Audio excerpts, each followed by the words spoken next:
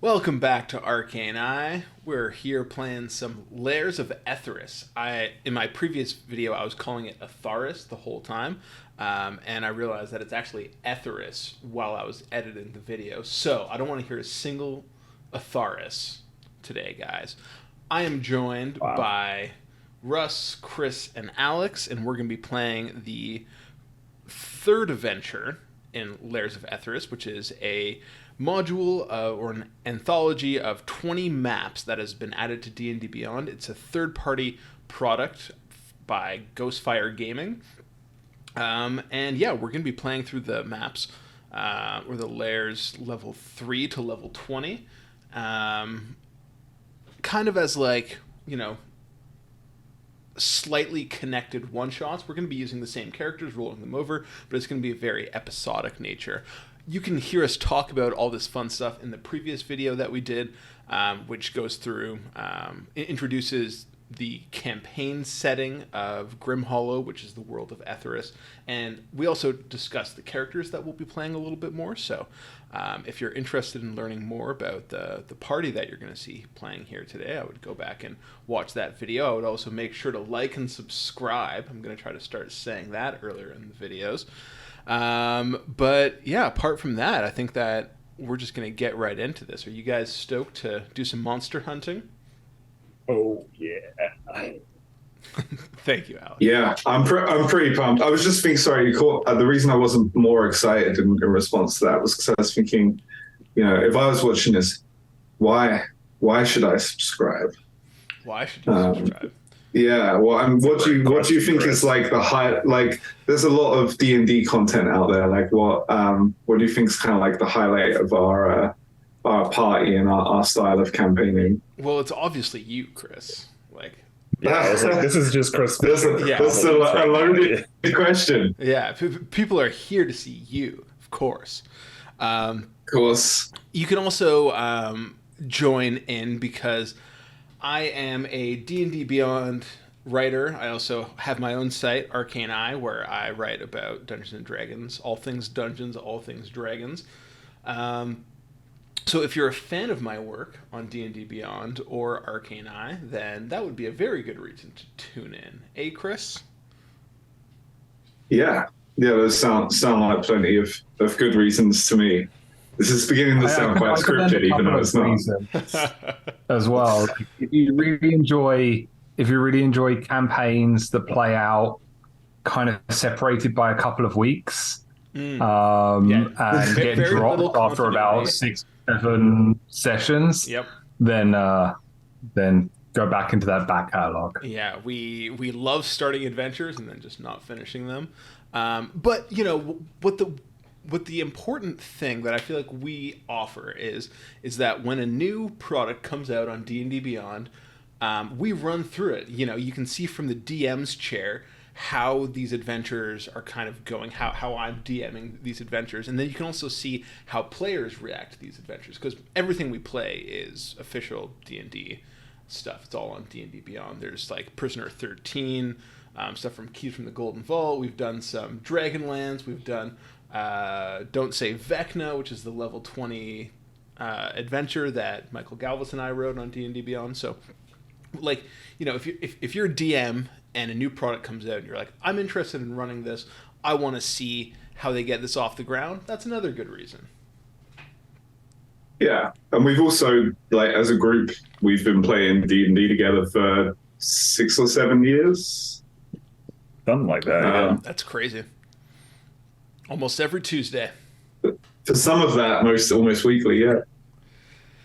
Well, enough gushy feelings stuff. We're here to play Lairs of Etharis, which is grimdark. It's grim and it's dark, so no gushy feelings allowed.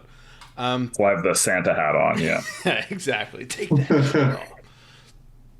So, we're going to jump right into this adventure. Everybody have their sheets up. Everybody have their dice ready. Let's get fucking ready. Oh shit! I need to get my dice. Yeah, playing D&D for 7 years. Still forget the so rusty. Yeah, that's the schoolboy era of D&D right there. Ready to jump in and not having not having the dice ready. I guess as we're waiting for Alex, one more thing that popped into my head is like we're a really casual group. Like if you play D&D with your friends and you keep it really casual, you know, you don't show up in cosplay. Well, I mean, like if you do, great, that's awesome. But I would say that we're probably one of the most casual D&D groups that stream their videos and put it up. Maybe like that, maybe you don't. Yeah. Who knows? But our adventures. We will also one last reason why this is the shit.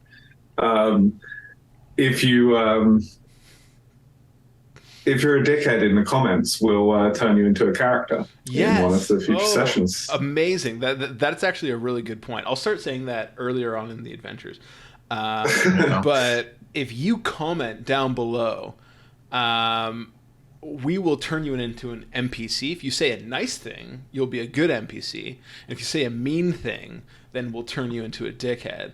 It seems to encourage both things, unfortunately. Yeah, but you know, like horrible, humiliating things to you in campaign. When we receive mean comments, we can just like, you know, be like, oh, they just wanted to do that because. Yeah. Anyways, you guys have been hired as monster hunters because there have been strange disappearances in the quaint village of Sableford.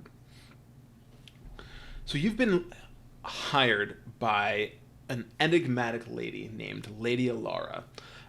She seems to be a benefactor who is doing what she can to fight the evil that is in the world of Etharis.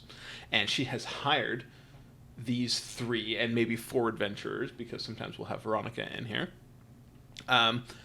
You guys hadn't really met before you all joined up in a sort of monster hunting caravan on the road. You've had a couple days to get to know each other, and you have just arrived on the outskirts of Sableford.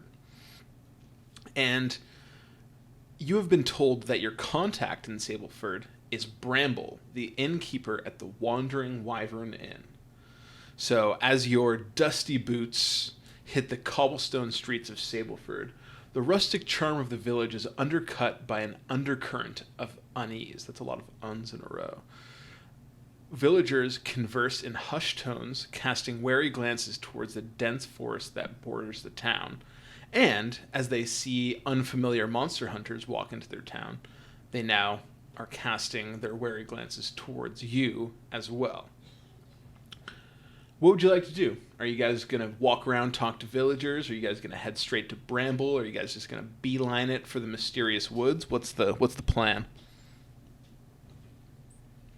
I'll cast some scouty glances at anyone who's giving me wary glances. Make me an intimidation check. Okay. Also, that's disappointing. What's your name, Russ? I don't have one. I prefer not to talk about it. Ooh. Okay. We'll go question mark. I like that. Very mysterious. So describe your character and describe how you scowl at this wary look. You give a scary wary look. Yeah, he's a big guy. I say 6'4", 6'5", kind of height, bald. Decent amount of stubble, visible scars. He's clearly been around a bit. He's probably in his sort of mid, maybe even late 40s. Beer belly, heavy set. No fancy armor particularly or anything like that. Just some rags and maybe some leather armor over his chest. He looks out of his shape, but his sort of body language tells you could be rather nimble at the same time as being strong. Okay. This like woman in a bonnet who's like ushering along 3 kids looks at you nervously, and you just give her the glare back. Oh, no. And she just pushes the kids all that faster into their hovel of a home. So we have Bobby and Vrask who are also with us. What are you guys up to? Vrask is he's got his hood up. He's just kind of hanging back, like trying to remain unobtrusive. He's just letting this nameless barbarian kind of take all the attention. He doesn't like to be the center of attention. And Bobby? So, yeah, Bobby is kind of a class, like, to describe him, if we're doing that, is just like a classic kind of good-looking human bard with he kind of got like a green cloak. He has a lute over his back, but his preferred instrument is usually his flute. He likes to like make little. He likes to make kind of like little noises on it before he does stuff. So he kind of, as we stop, he kind of like takes a look around. He sees the unnamed barbarian guy scowling at people, and he goes, "I think we should go straight to the bar." So, sounds like a plan. So it was the Wandering Wyvern. Was that it? Wandering Wyvern. And this town is so small, you don't have any trouble finding it. There's like one main strip that goes down the center of this road, or the center of this village. You know, a couple buildings, ramshackle buildings off to the left and right. You know, streets and alleyways split off, but as you look down, you see the mysterious forest on one end. But before you get to that, you see the Wandering Wyvern in, you know, a wooden. And we're looking for creaking in the wind. His name's Bramble. Yeah. The Brambles. Mr. Brambles. I didn't really describe Rast at all, but he's a drow. He's got very dark skin, like white hair, kind of pointy nose. Oh, cool. And he's just wearing kind of leather armor and like sort of dark, slightly raggedy clothes, just kind of with a hood to kind of hide his appearance. You guys make paint quite the picture of monster hunters. I feel like this is very, very grim, very brooding. Yeah. So you guys, actually, as you're kind of like walking around, taking everything in, you know, you're monster hunters. You guys have an astute eye. So tell me, or let's see how astute you are. You can make me either a perception check or a medicine check as you. Ooh, it's so rare that you get to use medicine. Yeah. I got a 10 on my perception. I also got 10. I got 15 on my perception. So this is one of our first opportunities to use this mechanic that I've come up with, because these guys are monster hunters. They've been around the block, and you know, you're able to harness your skills into such a mechanical way through these monster hunter charges. So I've shared with you guys, and we covered this last week, that you guys have a number of monster hunter charges equal to your proficiency bonus. So right now that's 2. You can spend 1 or 2 monster hunter charges to use the Battle Master's Know Your Enemy. You can spend 1 on a failed check to get +3 to that check as long as you're proficient. But you can spend that 1 multiple times. So let's say you think you failed by 4, you would have to spend both your charges to get the necessary amount to pass. So I will say that Alex passes his check, and I'm going to tell him what he notices. And you guys can decide whether or not you want to roll yours, but I would say only roll yours if you're going for a medicine check, because Vrask will be perceiving what he needs to perceive. So let me do that. I should ask, what's the weather like today? The weather is overcast. Drizzly. Overcast. Okay, good. Because as a drow, I get disadvantage in direct sunlight. So the good thing about playing in Etharis is it's always overcast and drizzly. I kind of felt like, that would probably be an indirect buff to fit my character. Yeah. So you rolled a perception check or a medicine check, Vrask? I rolled a perception check. So you would notice that while this is a quaint village, the garb of the common citizens that are walking around far exceeds what you would expect.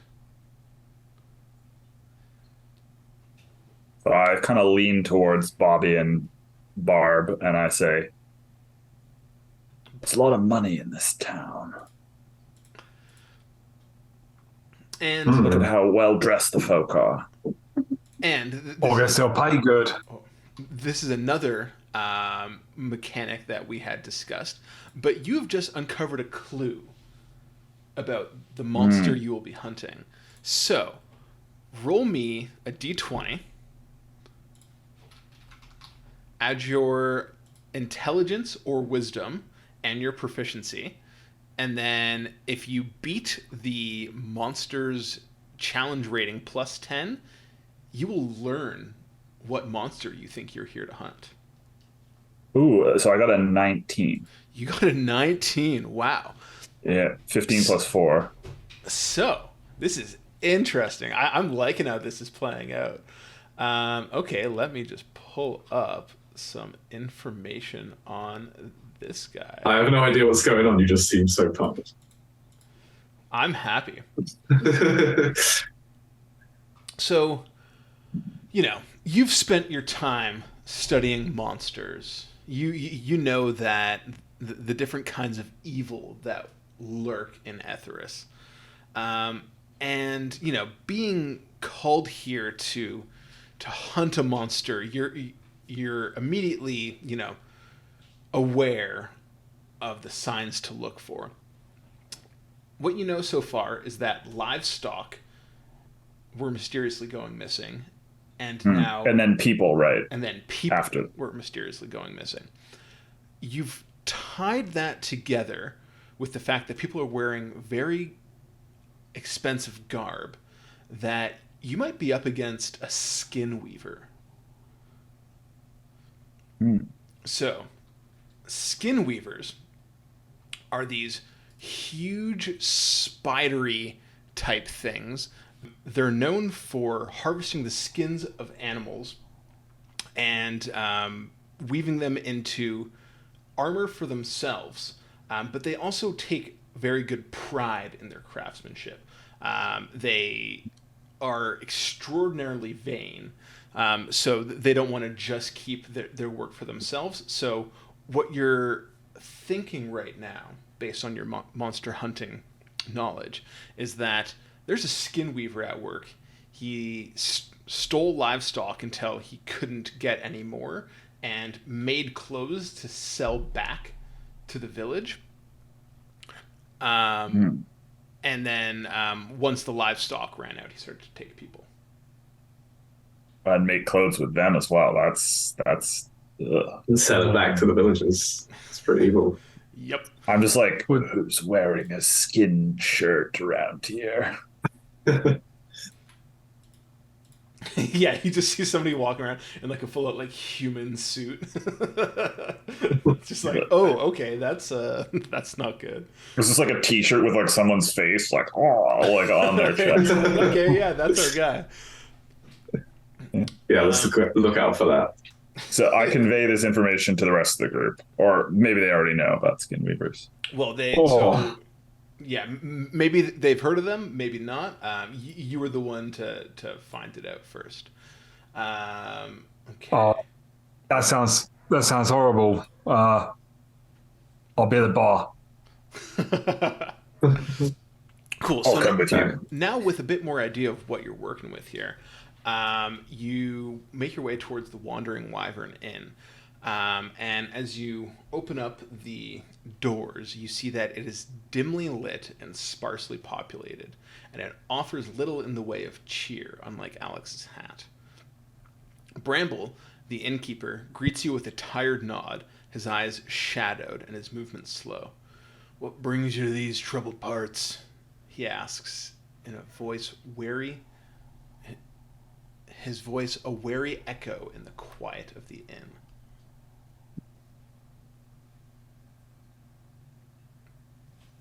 Monster hunters, isn't it? You see, like, he's kind of just like wiping down a mug with like a really dirty rag, and then he like nods to himself, checks himself, just like, oh, so they did call someone in. You know, around these parts, you kind of have to fend for yourself. I'm Bramble. All right, Bramble. Let's start with a drink, and I think my more intelligent friends can do the talking. You see, he takes the dirty rag out of the mug and just begins pouring beer into it. Sets up three tankards of skunky looking ale for you guys. I take a swig. Looks like you got a Skinweaver problem around here.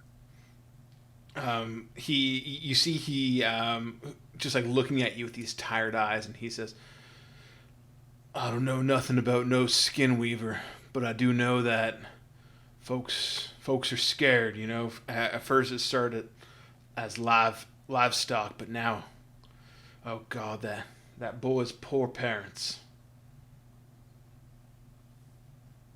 Well, a boy went missing.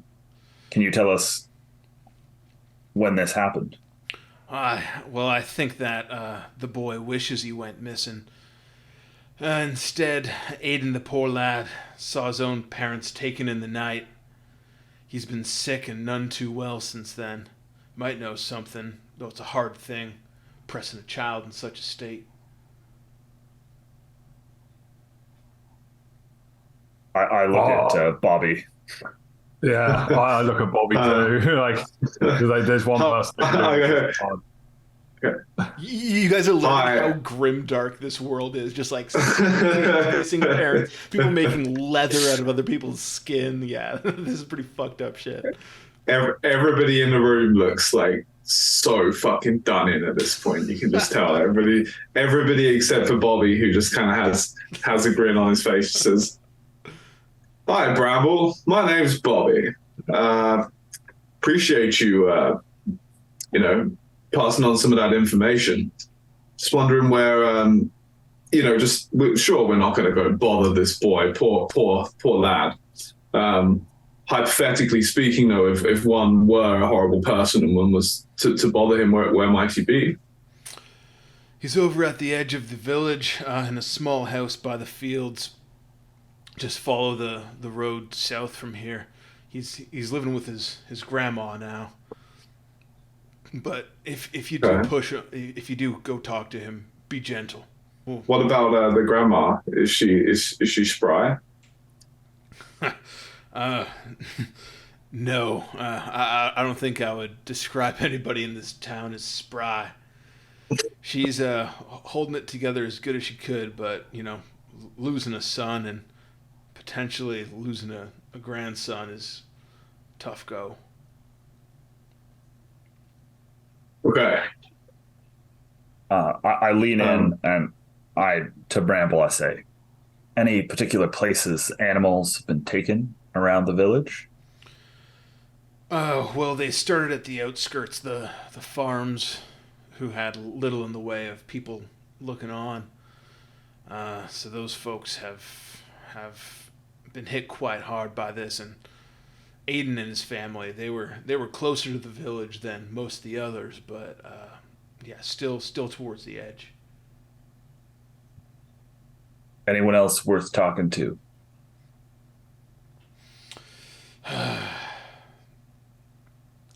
Everybody here is so downtrodden, and honestly, I think there might be something more. A dark cloud hanging over all this. I can't think of anybody in particular, but maybe you'll find some help. My friend here noticed as we were coming in that everyone's in, for such a miserable place, everyone's in some pretty fancy garb. Where were they buying this, and where did they get the means for it? Oh, well, that's Elric Mirestone at the tannery. He's become quite generous, actually, in the couple months. You know, he's received these big shipments of fancy clothes from the cities and basically just been giving them away. Elric Marstone, you say?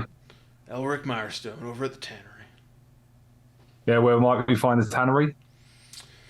It's just down the road, not towards the outskirt where Aiden's house would be, but yeah, if you head out here and go east instead of south, you'll find it. It's the other kind of establishment in this place that doesn't look like it's about to fall apart. All right, thank you very much. One last question, Bramble, before we go. Do you often happen to see people wearing kind of human skin type garb? Human skin? Well, what are you talking about, boy? This is a dark time for us, but we're not killing each other and wearing each other's skin. Well, that's good. I'm glad it hasn't got quite that dark yet. Have you seen that happen? My God, man. Yes,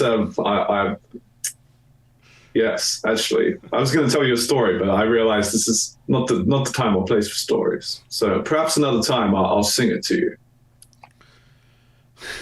He just like deadpan looks at you, like nods, turns around, pours himself like a mug of whiskey, and then just like kind of like sits down at his stool and starts to drown his sorrows.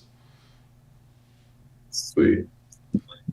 It doesn't. So Bobby, sorry, turns to the rest of the party and he says, typically in this scenario, I'd probably say, it's evening time, probably, grab a few drinks, settle in, quest in the morning.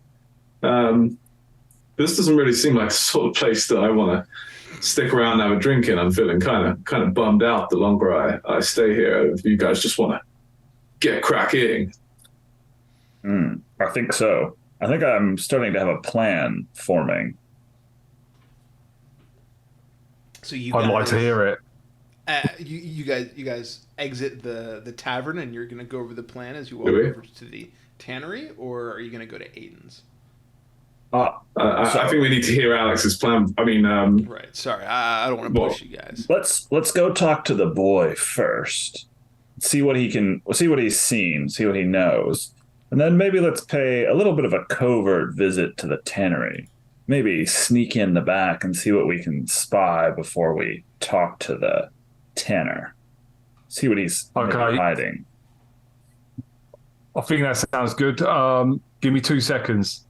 I just want to run back into the bar quickly and get my my flask filled up with ale at the road. If we're going to go talk to a kid, I'd rather dull one for the road.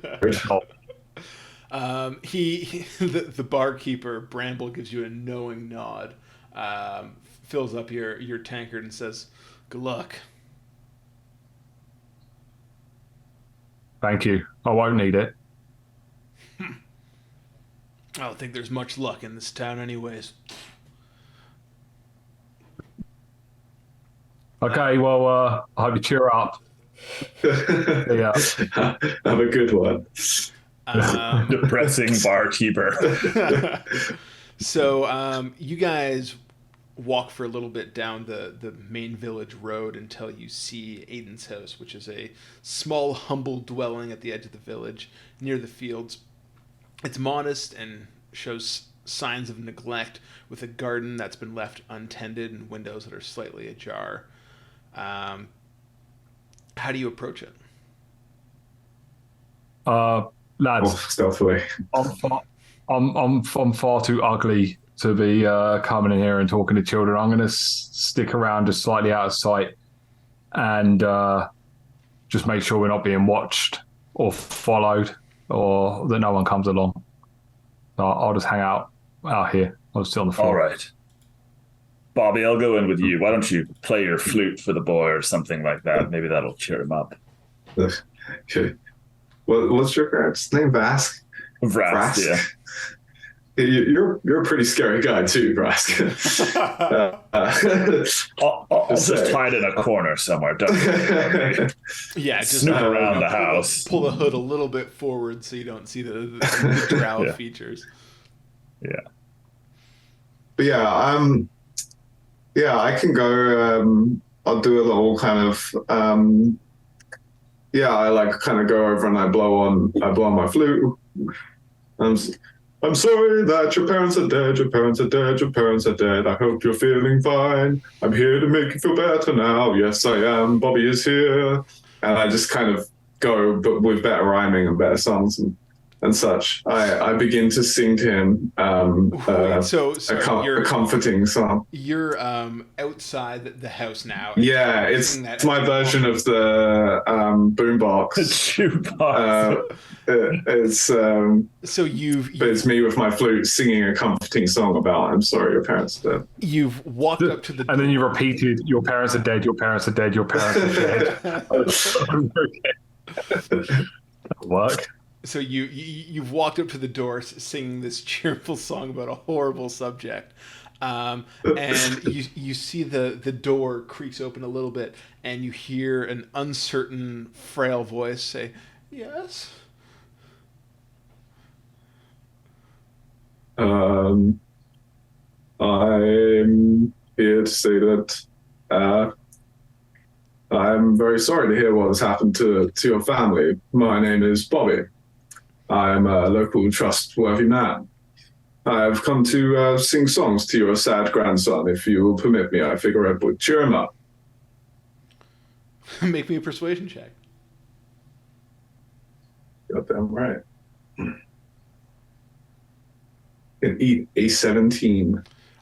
You see she... Consider yourself persuaded. You see the door opens another little crack, and you see this old, frail, weathered-looking woman, white hair, dirty tunic. And she says, "Oh, I do think that would make poor Aiden feel better. Here, come with me." And she leads him to the back of the house, where... to this back room where through the thin door you can hear the faint sound of coughing, the woman smiles at you and then creaks open the door, revealing a dimly lit room where a frail young boy lies in bed. What do you do? Can I just say that I sneak into the house after Bobby? Yes, you can. There's a silent takedown on Grandma. Go to sleep, Grandma. Go to sleep. Okay, so I guess I walk into the room and I'm just like, "Hello, Aiden. You don't know me, but my name's Bobby Boddington. I'm a local friendly bard who comes around and sings songs to sad children on sad days." So as you approach, you see this young boy, his face marked by the ravages of a mystery disease, and they mix with uncertainty and hope as you approach. So what would you like to do? Just the fact that I've given him a glimmer of hope makes me feel kind of bad for him. I don't know. I'll start by earning trust. Aiden, tell me, I notice your face isn't feeling too great right now. Can you talk okay? He lets out a hoarse whisper. Yes. Oh, I did for that, right? That would be weird, wouldn't it? Okay, so say, well, do you happen to have a favorite song that I can perform for you? I like "Ring Around the Rosie." Okay. I will not subject you to me "Ring Around the Rosies." But as you play it, you realize that "Ring Around the Rosie" is actually really fucked up, fairy tale. Isn't it about the Black Death or something like that? Yeah. That's hilarious. And this kid has a disease. It's his favorite song. Yeah. Okay. Cool. So yeah, make me a performance check to play this child's favorite song. Ooh, that is 14. 14. That's enough. You know what? That'll do it. As long as you like get a 4 and kill him. I whack him in the face with my flute. Yeah, boom, by accident.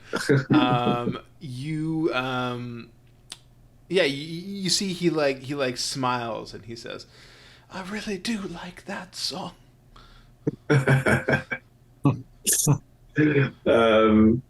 I say, well, that's good. Perhaps there are some other songs I know that you like, and I proceed to play some more songs. We won't spend too much time on this, but really, Billy's building up some trust. Right. So let's say I play him like 4 or 5 more songs. I play, Itsy Bitsy Spider and, Twinkle Twinkle Little Star. Yeah. Perfect. Boo-hoo, London Bridge boo-hoo, my parents are dead. And then once we're done, I'm just like, right, so anyway, like when I'm not singing, I tend to try and help out where I can. I'm a very good listener. I'm sure it's been hard for you to talk about what's happened, but you might find I give better advice than old grandma over there. I just got anything you might feel like sharing? The scaly creatures. They took my parents. The what creatures? Sorry, I didn't actually hear this. Scaly creatures. Oh, well, and then you see this weathered, withering hand reach up over his hand, comes out of the bedspread and point towards the forests to the south. He says, "They took them there."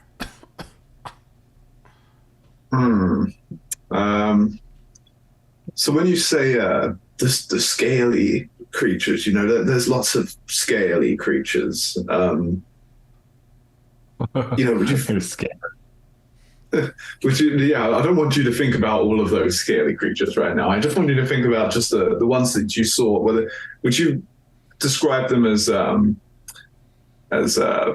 like humanoid, two legs, walking around upright? Short, and they ran on 2 legs. Yes. But they were short, like shorter than a normal man. Yeah, about as tall as me. Oh.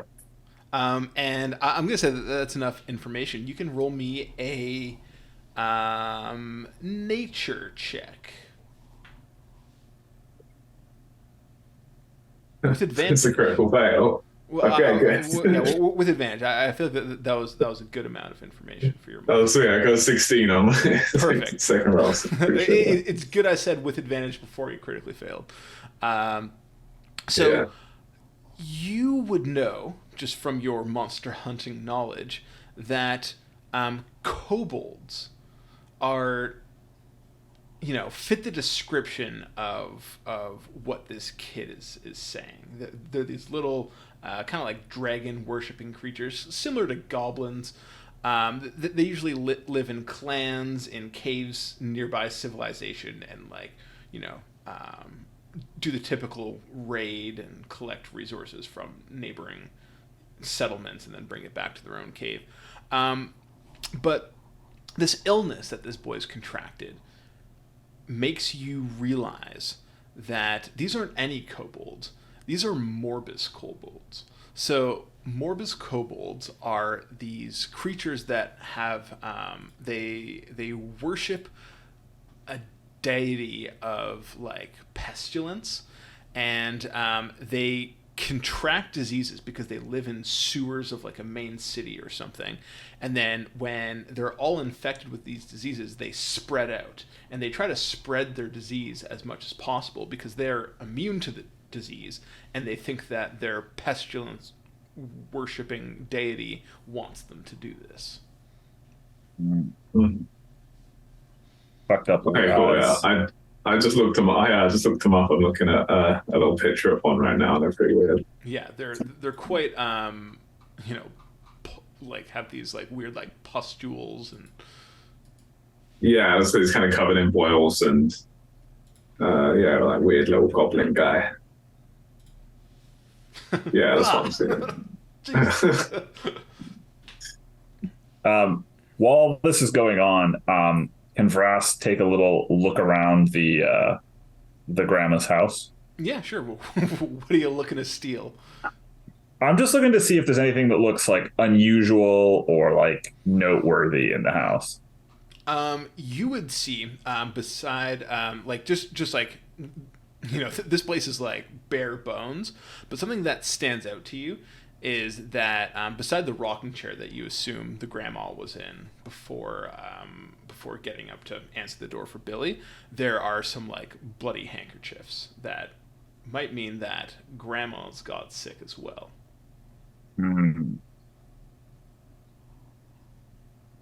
I kind of I pull up my shirt to like cover my face, and I go outside to wait for Bobby. Yeah, solid plan. Rast has lived through COVID, so he knows. Yeah, COVID. We're gonna put Bobby on a 2-week lockdown, and we'll come back. Yeah, finish. Bobby, you're not coming with us. Yeah, just like shut him in the door, lock it. Are you doing anything else, Bobby? No, I think I've got what I needed. So I just say to Aiden, well, you've been a very brave little boy, and I have every faith that you'll be feeling a lot better soon, and your face will go back to normal one day. I'll try and pop in and sing for you another time if I'm in town. Have a good one, little buddy. Thank you so much. You've made me feel so much better. That's good. That's why I'm here. Goodbye. And I leave. Okay. So with that depressing stop out of the way, what's the plan? Forest or I think Tampa? I want to have a little quick chat amongst us. So Vras kind of pulls us out of the way once we are all outside the house and say, I think whatever Aiden and his grandma have are catching those kobolds that he was talking about while you were after you sung the songs to him. We might run into them as well. We should probably think about preparing something to bring with us in case one of us gets sick. Do you think we can buy anything like that in town? Good thinking. That is good thinking. Like antitoxin or something like that? Do we know what they've been infected with? I guess we have to do a medicine check probably for something like that. I'll say Vrask and Bobby. We'll say that both of you got a good enough look at them. Give me a medicine check. Oh, this is not going to... Oh, shit, I got an 18. I got +0 on medicine check. Still. I got a 6, so that is good that you got an 18. Cool, Bobby. During your travels, you've probably been to enough big cities that you recognize sewer plague. Sewer plague. Okay. And sewer plague it has actual effects. It's not just a cough or nothing. When a humanoid creature is bitten by a creature that carries this disease, or when it comes in contact with filth or offal contaminated by this disease, the creature must succeed in a DC 11 Constitution saving throw or become infected. It takes 1d4 days for sewer plague symptoms to manifest in an affected creature, kind of like COVID. Symptoms include fatigue and cramps. The infected creature suffers 1 level of exhaustion, and it only regains half the normal number of hit points from spending hit dice and no hit points from finishing a long rest. At the end of each long rest, an infected creature must make a DC 11 Constitution saving throw. On a failed save, the character gains 1 level of exhaustion. On a successful save, the character's exhaustion level decreases by 1. So essentially, you get more and more sick, and like this could kill one of you guys. Like the it sounds horrible.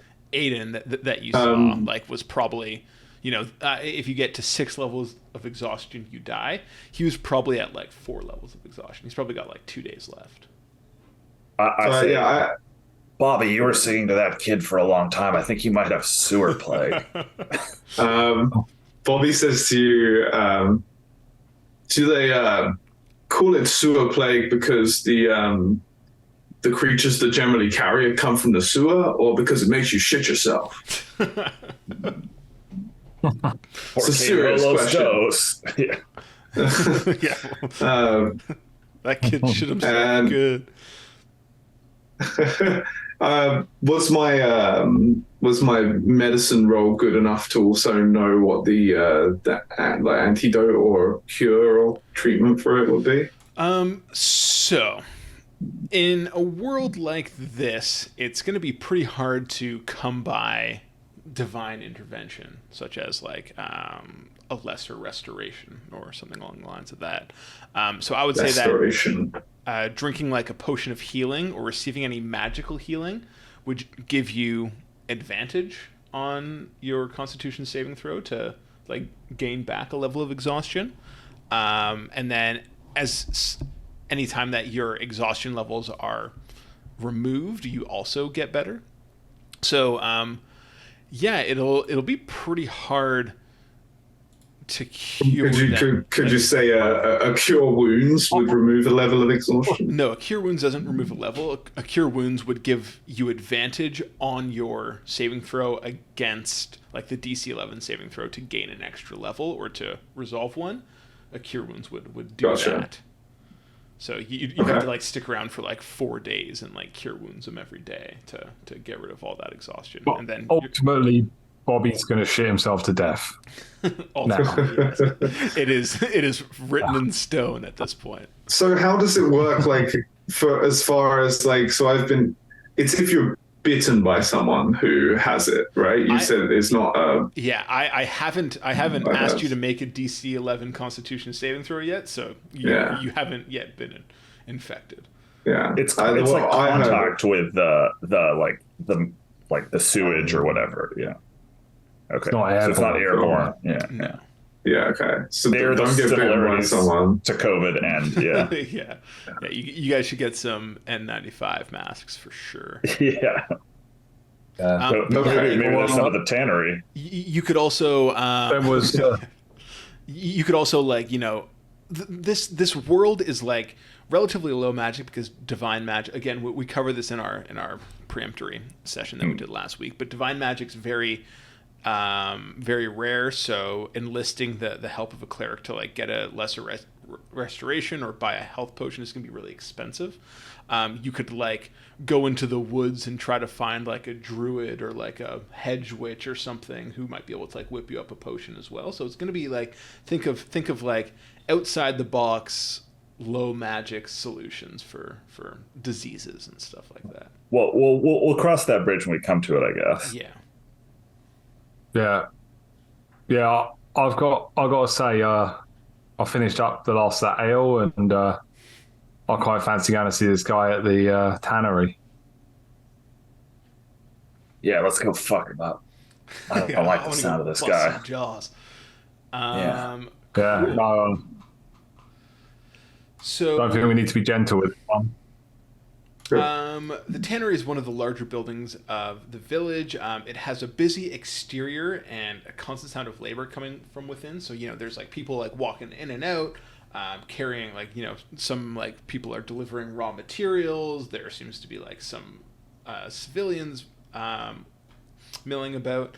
And as you approach the tannery, the pungent aroma of leather and chemicals hits you. The sounds of workers busily moving from echoes from the inside. The building has a well-maintained facade and stands in stark contrast to the modest dwellings of the village. So yeah, you guys are across the street from the tannery, and you're watching people bustle in and out, and probably thinking to yourself, like, how are we going to sneak in here? Because it seems like it's quite busy, even though it's getting into the evening hours. Wouldn't that make it easier? Although you guys do all look very, very grim and mean. I would remind you all that despite my large size and hefty frame, I am quite sneaky when I need to be. Well, we were going to sneak in, weren't we? I'd forgotten that was the plan, but... I don't know. I don't think it really was. I kind of didn't imagine there'd be so many people around. I was just going to walk in, threaten him, probably headbutt him or something, and then probably tell us everything we needed to know. But, yeah, let's do that. That sounds good. Oh, okay. Yeah, like this place is open to the business. It's not like you can't just walk in and threaten someone. Yeah, let's just go in then. Yeah, good idea. Or do we, what? Remind me what we entirely base the threats upon. Well, he's getting his clothing from somewhere. We want to know where he's getting it, right? He's practically giving away all this fancy clothing that everyone has. So clearly he is in league with whoever's causing this. But I don't remember his name right now. Obviously, in character, I would 100% remember this Hannery guy's name. If we've noticed people all about town wearing fancy clothes, and this guy's the guy that's given it to them, don't you think he's bought himself a fair bit of favor around town? I'm worried about these townsfolk. They don't put up much of a fight for the likes of us. Well, sounds like we're a fuck it kind of group. I'm all for it. Let's go. I am slightly worried, just thinking that like our idea might be that we're here to save the people from these monsters, and then if they disagree, we'll just kill them. We're the Daenerys of the world. Another potential that maybe Bobby could use his barding skills to create a distraction once we found out who what was his name? Terrence? Was it? His name is Elric Mirestone, and you can see you guys like look up in character, and you see this big blocky red letters that's just like Mirestone Tannery across the front of this building. We're all just Terrence, like, hey, do you remember his name? I don't remember his name. What are we doing? Where? Who am I? Okay. All right. Let's. So why don't we go inside and see if we can speak to Mr. Milestone, and let's ask him outright. Why are you giving out stuff to everyone around town? What's going on? Maybe we can mention the fancy spider-legged people with the knives. Skinweaver. Skinweavers. So yeah, you guys heading in? Who's like? Are you guys three stacked in a row? Three people walking across? Is somebody leading? What's the general vibe as you enter this building? I feel like Russ should lead, so I kind of like nudge his character forward. Yeah, and I feel like I possibly look to Vass for like the brains here. Like, so if he's nudged me into the front, I'm like, all right, okay, I've got skulls to crack. But I've got my hood up, and I'm maybe just like kind of looking kind of like menacing, shady behind him. Okay. So you guys walk into the bustling crowd that's outside the tannery, through the front wooden doors, and inside you see a robust man with a carefully groomed beard. He greets you with a practiced smile, and he says, Welcome to Mirestone Tannery, the finest leather in Etharis. How may I assist you today?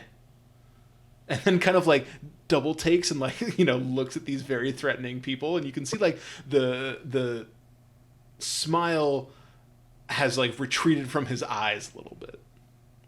I kind of whisper to the barb. I say, "Put the screws to it."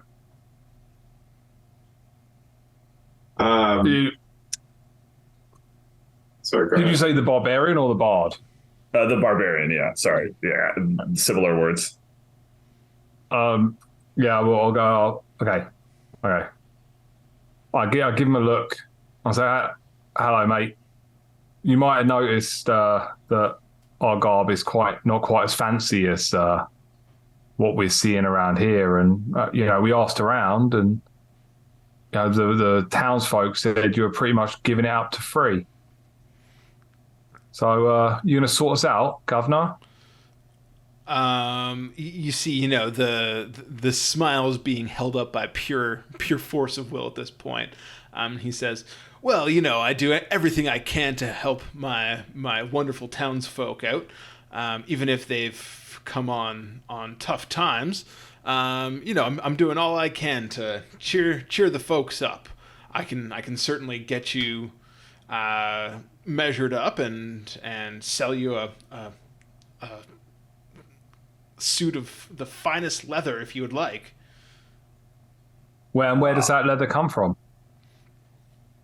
Oh, it comes from nearby farms. They give us the cattle, and then we process the hides right here in house, and it helps us. Yeah, yes. Right here, of you course. Make the clothes right here. Yes. I'd like you to show me. Okay. Look, we're not actually doing tours at the moment. Right now. Make me an intimidation check.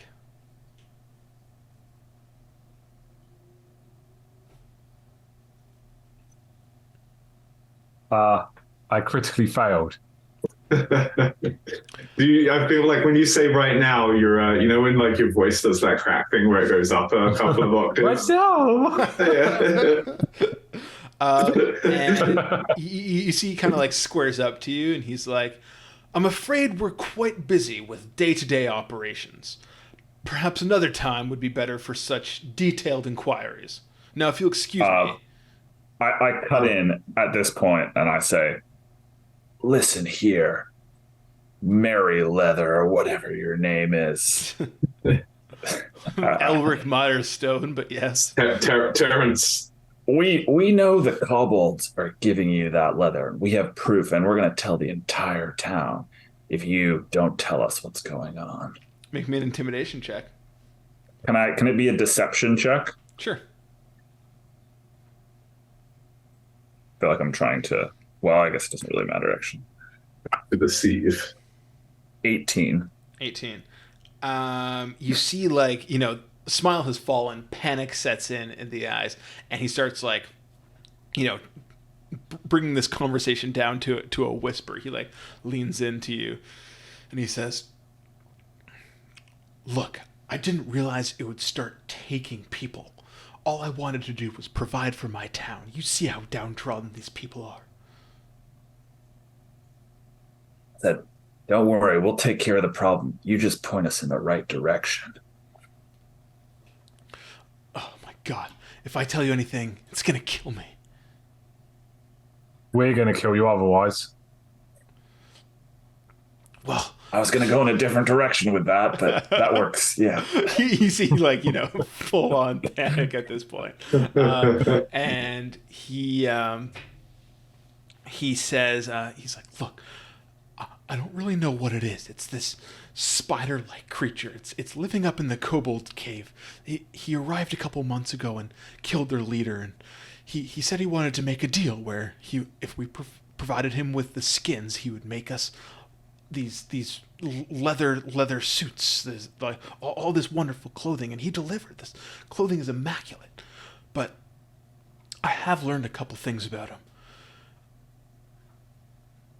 I think that because of the amount of armor he's wearing, that he's resistant to heat in some capacity. I've seen him dip his whole hands into these vats that we have, and it doesn't even seem to faze him. So fire won't help you. And I know that I've prepared you by saying that he is this terrifying spidery presence, but you're never quite ready for when you see it. Seeing this thing will shake you to your core.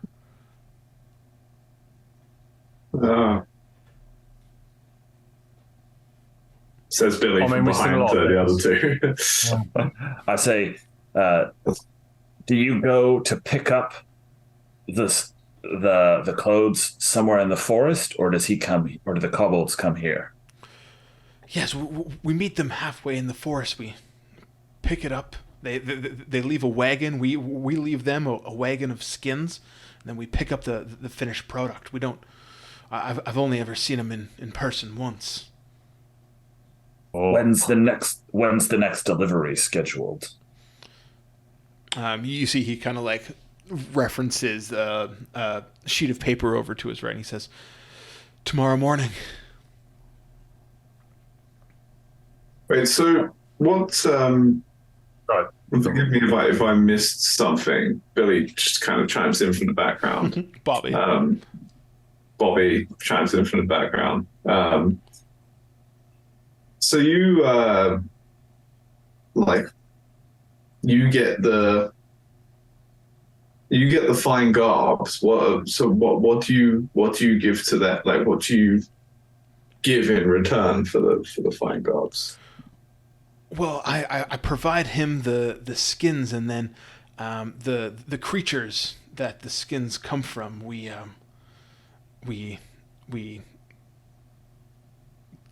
give them to the creatures. They get food, and they get the garbs, and then they bring us the finished product. So I was under the impression it was the kobolds that are killing the people. Is the guy just tanning them? Are they killing them, bringing to him, and then he's tanning the people, and then they're going back, and then they're coming back, or? So, based on your monster hunting knowledge, you would imagine that the plan for this, or what's happening right now, is the tannery was in on the disappearance of the livestock. He was probably delivering livestock skinned and then for eating to the Skinweaver and the kobolds. When the livestock ran out, the kobolds started to come and take people for similar purposes. Probably, but they're probably eating. Why would they still be delivering garb to him if they're now just stealing their own? We have one shipment of skins left. Okay.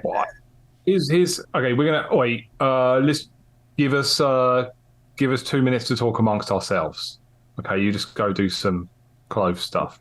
Do that. You see, he's like white, shaking, and terrified. He's just kind of like standing there, like looking around, like. I kind of give him a look like. 2 thoughts. This geezer says he was trying to help the village by giving them clothes, but he was giving them clothes by stealing all their livestock and their food and making them miserable. So he's still a prick. And number 2, I assume we're hiding in this shipment of skins. That's what crossed my mind. I was thinking we'd go to the meeting place and hide in the woods and set up an ambush. I'll hide in the skins. That's my ambush. All right, let's hide in the skins then. Yeah. Okay, you can come back now, mate. Just like turns back around, walks like the 2 feet he stepped away, and it's just like, look, please don't kill me, and please, whatever you can do, just kill that thing. It's gone too far at this point. This is beyond clothes. Listen, mate, you need to stop playing the victim here. Like, you took the livestock from the people and gave them clothes. You've clearly done this for profit, not for people. So the sooner you man up and confess that you're just greedy, like, we'll go easier on you. Yeah. And if you don't, I will write a song about what you've done, and I'll tell everyone. What do you want me to say? You want me to say that this has gone too far? Well, it has. I don't know what to do. Yeah, shouldn't have done it. Well, first you're going to put this right by helping us. How? So with the deliveries, do you take them in person? Do your workers take them? Do you wait with the delivery for the kobold to arrive, or do you just leave it there and somebody comes and gets it? How's it work? It's 2 of my workers who are in on it. They take a wagon up. They meet up with the kobolds, but they don't get too close. Those kobolds are sick. Then they exchange the wagons for the finished goods and take the finished goods back here where we sell them. We've given them away to the villagers. We only sell it for a profit to the surrounding region. Shut up. You took their fucking livestock. Yeah, we see right through what you're doing. Sorry, Russ's Cockney accent is bringing out my inner Cockney accent. So it's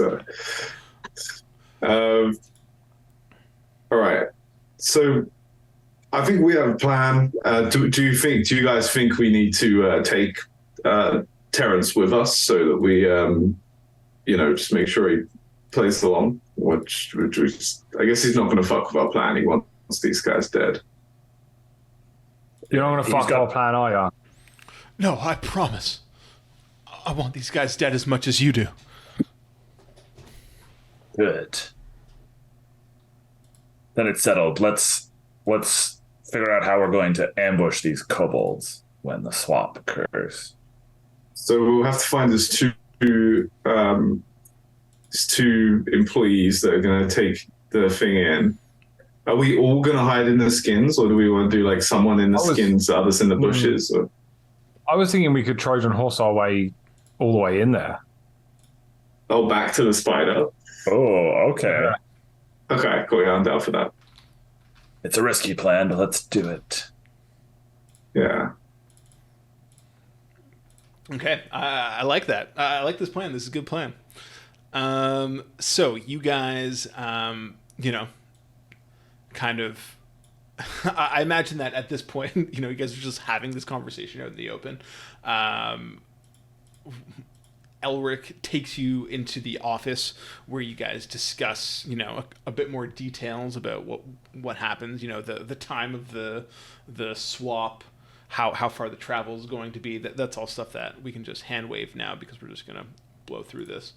But is there anything that you want to do in preparation before we cut to you guys are waiting in a pile of skin or in a wagon full of skins to be taken into this this lair? Maybe this guy's got some stuff that can stop us getting sick, like just some leathers or something that would be a bit more resistant to how these guys pass their infection. He did say that. Do you plan on? Oh, sorry. So I was just gonna say, do you not have armor? I have some regular, but I was just wondering if he had anything. It was mentioned earlier that the infection thing, so I was just thinking, is there any way? Maybe we can get this guy to give us leather gloves. That would probably help protect us. Yeah, that would help. Sure. Let's ask him. Yeah, you guys can. This guy will give you just about everything at this point. So leather gloves are probably the least of what you can get out of them. I think we'll start there. I don't know what else we need specifically. You could probably worm your way into like leather, studded leather, or hide armor, if you wanted to. Yeah, I already have that as armor. I assume he doesn't have any. He's not like he's a tannery kind of guy, so he's just gonna have armor. He's not gonna have anything else cool. No, yeah, he's not gonna have like a great sword in the back or anything. Yeah, a great sword for my bard, please. Yeah, no, I think that's all. Cool. Just some gloves to protect us. Glove up. The doctor will see you now. And he shows you to like this, like the attic of the tannery. where you guys can stay for the night and have your long rest if you've spent any of your depletable resources. But otherwise, we can cut to ambush time. Yeah, let's cut to ambush time. Okay. Uh-huh. So, in the morning, you guys wake up before the sun rises behind the heavy set clouds and drizzly rain. So it's still dark. You go downstairs to see Elric Mirestone and two generic associates who are standing with this wagon full of, just like stacked full of these processed skins that are ready to be turned into leather. And Elric says, okay, so are you getting in here or closer to the destination? Let's get in here. Honestly, I don't mind the lie down, so I'll hop in now, but the rest of the guys can go. How far is it? It's about an hour walk south. Yeah, I'll hop in.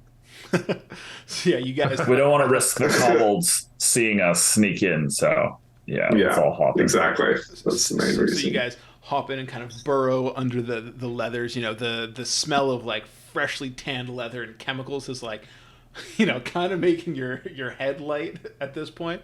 But the wagon gets underway. There's like a single horse pulling it, and bouncing over poorly paved and cobblestoned roads, until you feel like the wagon start to go like this. So it seems like you guys are going, increasing your elevation as you get closer to the lair. And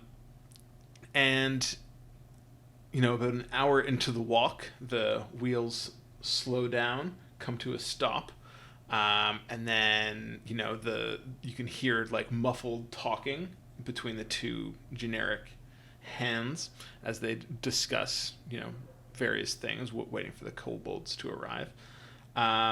And then you can hear another muffled creak as a wagon approaches you from the other direction, and you can hear some muffled talking back and forth.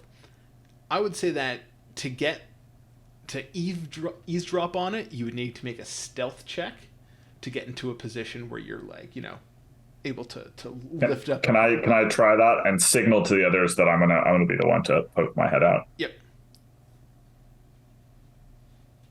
Do I get advantage because I'm covered by hides or anything like that? Well, so the whole thing is that like the hides might be like shifting around or rustling, so that would be the cause of the detection.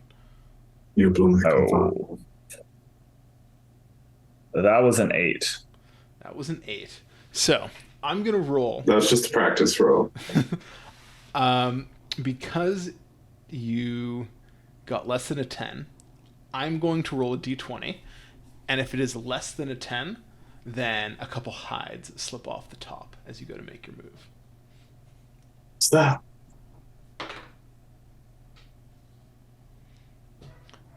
So you hear the muffled voices. You go to move, and then unwittingly, whoosh, you feel 3 hides fall off the top of the wagon.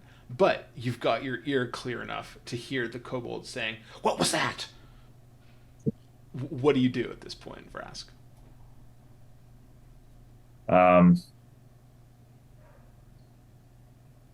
What do I do right now? I probably just lie very still and hope that they are not going to come investigate this, Okay, whatever so is going on. What's going to happen now is you're in the hands of these helpers. One of them is going to try to make a persuasion check and just be like, it was nothing. But this guy is scared. He knows that there are people in there waiting to ambush these guys, so he's going to get disadvantage with his perception check. He has to get a natural roll because they get +0 to persuasion. He's rolling with disadvantage. He has to get 2 results over 10 on this check to successfully convince this kobold, or else they're going to come investigate. Wow, that was close. A 13 and a 9. So you hear one of the hands stammer out, "It was nothing. I swear. It was just the tilting of the wheels." And then you hear one of the kobolds says, "Come on!" And you can hear crunching footsteps as it walks over rocks towards you. As it gets closer, I'm going to cast Dancing Lights, which is a cantrip I have because of my drow magic, which creates a torch-sized light. I'm going to combine. I can make up to 4 torch-sized lights, and I can combine them into a glowing, vaguely humanized form of medium size. Okay. And I'm going to have this form like appear next to the wagon, and then like run off into the trees and disappear. Okay. Make me a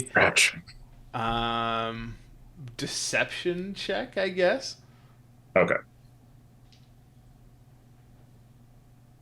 Oh, that's a 9. So in order to cast spells, you need verbal somatic material components. So, you have to like make a little gesture, say some words, and then touch your component pouch or whatever. So I guess that this little shifting around that you've done to create this effect has caused more hides to slip off the top, and we are full out in initiative right now. Okay. There's something in the wagon. Got it. So go ahead and roll me. Surprise, motherfucker! Oh, that's a nat 20. Oh my god. 24. The rolls have not been with me. That is a 1 for my initiative roll. Oh, shit. I also rolled a 1 for my initiative because I haven't purchased good D&D Beyond dice. I'm still using the free one.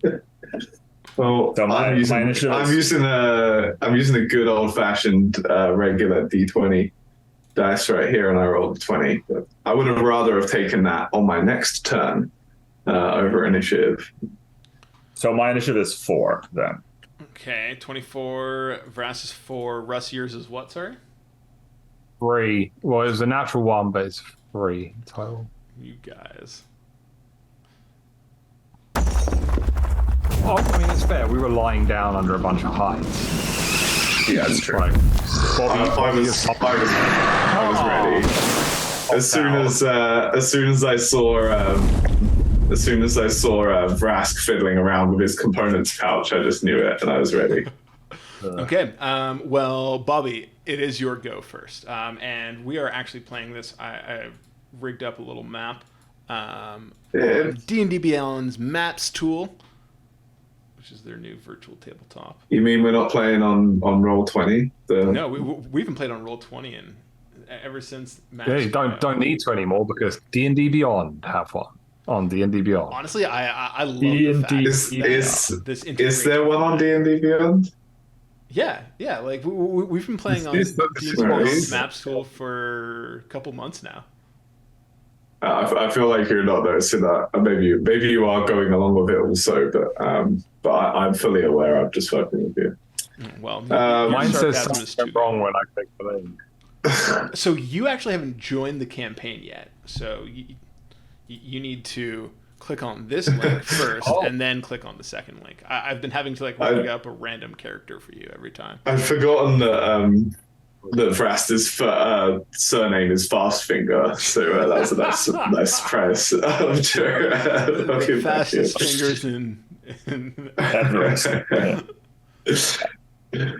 okay, so Bobby, you are first. Are you seeing this map? So see the map. So yeah, we can't add a wagon in or anything, but essentially you guys are in the wagon here. We'll say that you guys are kind of cramped up 1, 2, 3, 4. And these kobolds are starting to make their way over towards you. Cool. So hides slide off. We're all exposed, just kind of ripping the covers off the bed, and it's nah. And I just I bust out of the car. Surprise, motherfuckers! And I lay down the smack of down with shatter. So I will. So it's a con save for those who wish to try to save their constitution. All right, they're all going to try to save their constitution. Let's see. Actually, I think con sounds wrong for this. No, it's con. Yeah. So one got a 19, one got a 6, and one got a 6. Cool. So 2 guys are going to take all of this, and 1 guy's going to take half of it. Cool. So it's a total of 13 damage. So that'll be 13 to 2 of them and 6 to 1. Okay, so and with my so was that something you were going to say reaction to what I just did, or were you going to? Yeah. So these 2 guys that are up in front here explode, just like gore, and I'm gonna say, just because like these guys are what they are, and you cast shatter on them, I'm gonna have everybody, all 3 of you, makes me a dexterity saving throw to not get any bits in your mouth or eyes. And I got 13. Okay. I got a 16. Okay. Wait. I got a 15. Okay, so you guys all were able to like duck back under the the wall or behind the walls of the wagon to dodge the viscera, but you see the 2 commoner guys, the hands, just get like faces full of it. Oh god! Oh, we're gonna die now! Oh my god! So that was this guy's turn. He's dead. It was the other guy's turn. He's dead. It was also still my turn. Of course. Of course. So yeah, I use my action to say surprise motherfucker and shatter 2 of them to death as they explode, which I think is a pretty cool sequence of events.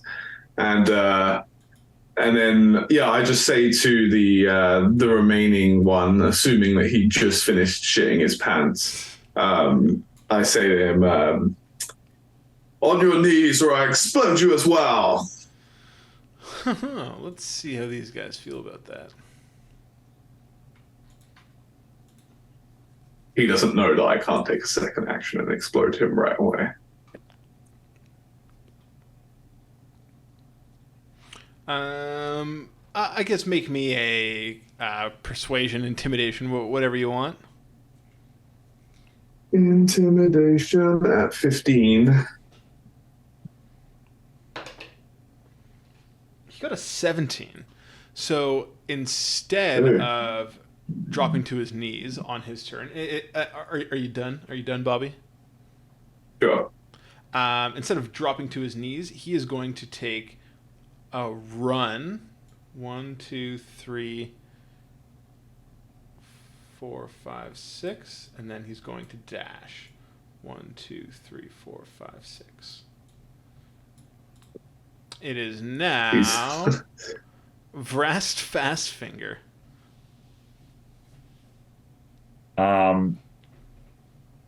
So now I get, I'm trying to remember Rogue's cunning action. Yeah, so I'm going to move 6. So I'll go hop out of the, fling the hides off me. 1, 2, 3, 4, 5, 6, and then I take my dash. 1, 2, 3, 4, 5, 6 with the cunning action as a bonus action. With my cunning action, and now I have an action left. Mm-hmm. Do I have another bonus action as well on top of the cunning action, or no? Okay. And I'm going to shoot my short bow at him. Cool. Go ahead and make an attack roll. And I'm assuming I can't, sneak attack this. No, I'm not. Because you don't have anybody within 5 feet. You don't have advantage. Yada yada. That is a 17 to hit. That's going to hit. That is going to be 8 damage. Cool. So this guy sees his friends explode. He's hurt. Turns to like run away. He's like limping on a damaged leg. Just whoom, arrow in the back of the head. Goes down. Nice. So you guys are out of initiative. That ambush didn't go particularly well, or the infiltration didn't go particularly well. But you haven't, revealed yourself beyond this contained incident. So you see the two helping hands though are like sprinting off down the road though. They're fucking done with this situation. Can we jump in a conversation before they fully get away? So these guys are like very panicked right now that they just got like a mouthful of stuff that they know is going to give them sewer plague, which is a deadly disease. I would say that you can make like a intimidation, persuasion, something check to like get them to listen to reason. Otherwise they're like running off. Yeah, I'm going to yell, "Stop now, don't spread this to your people. You're infectious." Make me a persuasion, intimidation, whatever you want to do. I'll intimidate them with that thought. 22. 22. You see they like, kind of stop before they turn off the road, or they kind of round a corner at a sight. They're like, what do we do? We're going to die. Come back. We know how to help you. We're expert monster hunters. And I immediately turn to the other two and I'm like, guys, we need to redeem this mission. We should hide in the woods. They're clearly we don't look. I just want to clear something quickly. We don't know where the lair is, right? We don't know where the actual guy lives. No, you would have to probably track the kobold's footprints back or something. Okay, guys, I got an easier idea than tracking footprints. We hide in the woods. We kill these guys when they come back. They're dead already. It doesn't matter. And then we leave the scene like there's been an ambush by an unknown party. We watch in the woods until the kobolds or the spider monster comes to collect their stuff. Then we follow them back. Simple. I like this plan. So we did establish earlier that the sewage plague is like an uncurable death sentence. Yes. For these townsfolk that are like commoners and are going to fail their exhaustion saving throws, like it is a very deadly disease. Okay. You're doing them a favor. Yeah.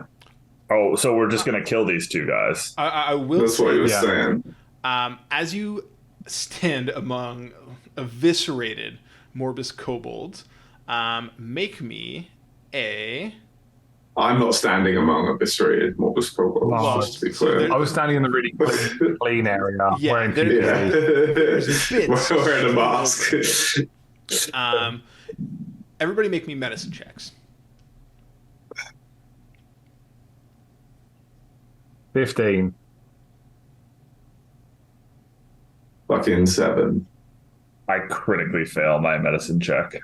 Does anybody want to use Monster Hunter bonuses? The most the Monster Hunter bonus can do is give me a +3. Yeah. Oh. I assume I'm gonna a 10 accept is my probably... I would assume a 10 is not going to be any different to a 7 in this scenario. Yeah, and I'll let you know that you guys have all failed. I'll let you know that you've failed before you spend the things. It's just up to you how many you have to spend. So you guys have all failed. Good. Okay. I'm not going to bother spending anything. I'm yeah. Let's just all die of sewage plague together. Yeah. What do I have to spend? Do I have some to spend? Yeah, so you have the amount equal to your proficiency bonus every long rest. So you have 2 monster charges every long rest. Right now. You'll get more later. I'm gonna spend mine. Okay. So this nameless barbarian rogue suddenly gets a moment of clarity and realizes that they heard Morbus kobolds are kind of like the vermin of Etharis. They're everywhere. They're in big cities. They're in caves all over the place. But you've heard that you can harvest their tumors, these little pustules that they have coming off of them, and dry them in sunlight to create cures for the diseases that they spread. Oh.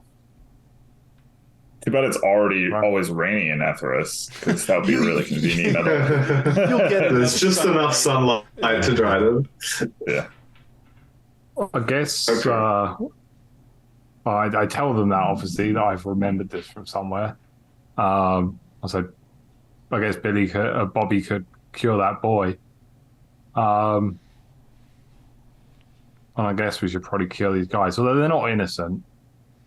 Like, they've been Well, they're just doing as they're told. Just following orders. What's the plan? Let's harvest these tumors and give some to these guys, send them back with them. Right. I'll leave and you keep to a that. couple for ourselves. Maybe they should harvest the tumors because they're That's already actually infected. a good idea. Yeah. So we tell them and we make them harvest the tumors. Yeah. Cool. It does take a medicine check of a certain amount to extract the tumor, or else you become infected. But seeing as these guys are already infected, they can just do like a take 10 kind of thing, and just kind of like get right in there to the gushy stuff, and be like, oh god, like I hope that we can get a remedy going before we catch the sewer plague. And they have they walk away with this kind of like a small basket-ish full of these tumors. Tumors. Boy, Guys. you guys need to promise us one thing though, and we'll know and we'll come find you if you don't do it. You What's need that? to dry some of that and give it to the little boy who lives on the outskirts of town. Of course, Aiden. Little Timmy. we're just doing this Aiden. for the. Oh, Aiden. Everything we've done has been for the villagers. Of course, we will do that. Oh, shut up. Just We go on, keep hearing Tony. this. Yeah, shut up. But you have our word. You've shown us a kindness, and we shall do this. Okay, bye. So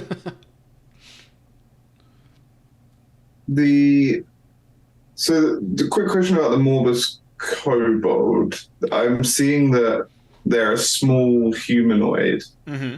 I can't see exactly how tall they would be. You probably know what I'm getting at if I say, would you imagine they'd be more than 1 foot shorter than Billy? They max out at like 4 feet tall. Oh shit! I was hoping to Disgusting. speaking of, I can disguise self as one and like maybe help us take the thing back and be like, oh, they killed everyone. I mean, you could do that, but it would just might be a bit more susceptible to be seen through.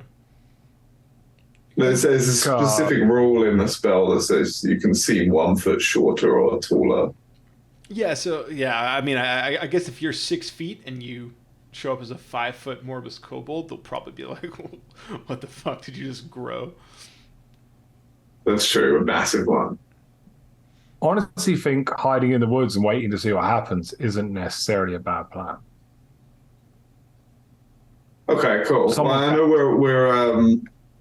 we're right around Alex's stopping point, so Yeah, maybe that's actually- hiding in the woods until next session is not a bad idea. Yeah, I'm down for that. You guys I'm down for hide in that. the woods for a week. Well,